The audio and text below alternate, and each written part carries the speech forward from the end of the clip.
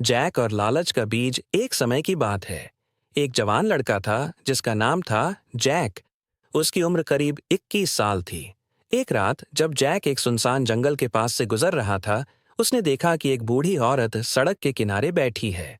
वह बहुत थकी और भूखी लग रही थी।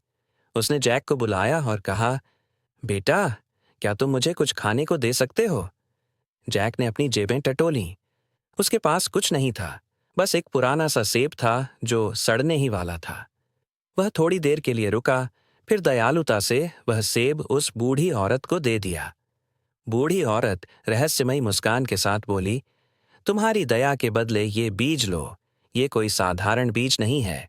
अगर तुम इसे बोओगे तो ये तुम्हें अमीर बना देगा, लेकिन ध्यान रखना, कभी लालच मत करना। जैक को यह सब कुछ बेवकूफ़ी लगा, लेकिन फिर भी उसने बीज ले लिया और घर चला गया। बिना ज्यादा सोचे उसने उसे अपने लॉन में फेंक दिया और सो गया। अगली सुबह जैक हैरान रह गया। वहां एक जादुई विशाल पेड़ उग आया था।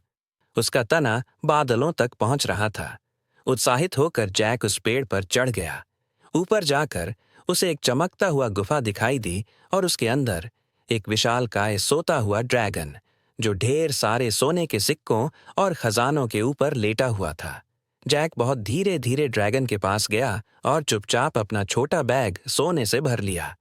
ड्रैगन नहीं जागा। जैक जल्दी से नीचे उतर आया और अपनी किस्मत पर खुश हुआ।